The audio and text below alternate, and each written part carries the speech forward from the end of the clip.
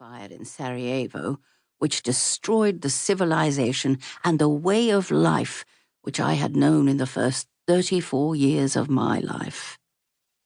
Alice had experienced a similar foreboding on September 11 as she watched the towers come down.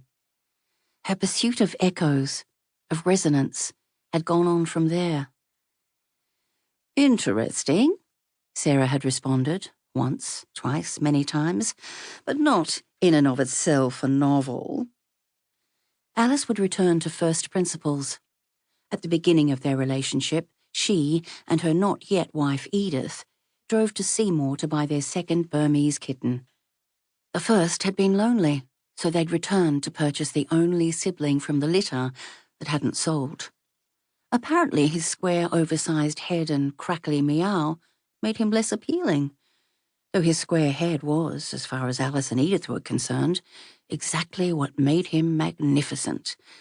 They named him Wilson. Wilson and his sister Iris became quite the distraction.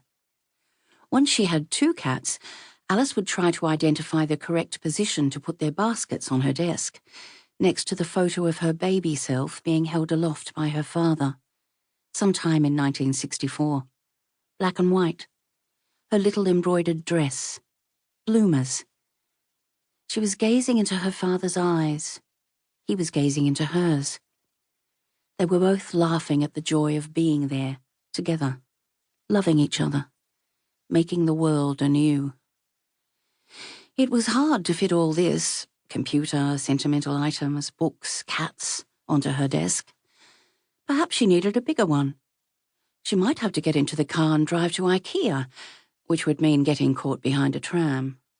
She might buy a Lin Mon Oddvald combination, then realize she needed another Billy for her books. These would have to be put together. Sarah, who was, like Alice, a white Australian woman, well north of middle age by 2020, and, as a consequence, used to non sequiturs, would try to rein in these meanderings. "Are you telling me you can't finish a novel because you have cats?" "That is one reason, yes." "I'm going to send you a book to read," Sarah said. "It's by Jeff Dyer, and is about how he tried to write about D.H. Lawrence but couldn't." Jeff Dyer, 1997. All over the world, people are taking notes as a way of postponing, putting off, and standing in for. Over the course of 2 decades and many awkward exchanges, the lunches became less regular, though the excuses Alice came up with continued apace. Climate change anxiety, the need to make an income, dengue fever, the writing of books that were not the novel, caring for Hen. Caring for Hen had led to a crisis regarding the nature of narrative itself.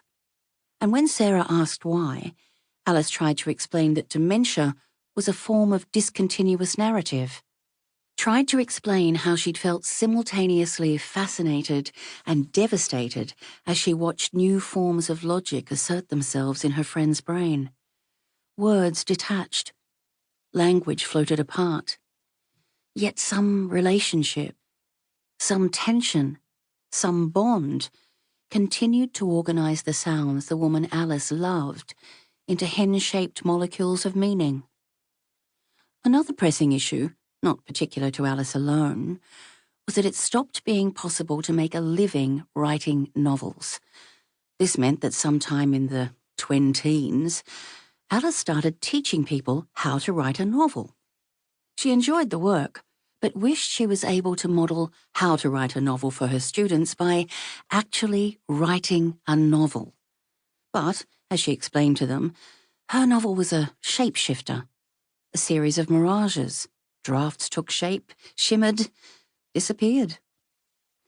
Alice took to sending plaintive emails to Sarah in an attempt to reignite her interest. For example, did Sarah understand that in Sri Lanka, Leonard Woolf was a rock star, albeit a rock star of the colonial era? Did she understand that Leonard's famous wife was of no account there? Sarah responded equitably, said she was concerned that while Alice was writing about a man who may, or to be honest, may...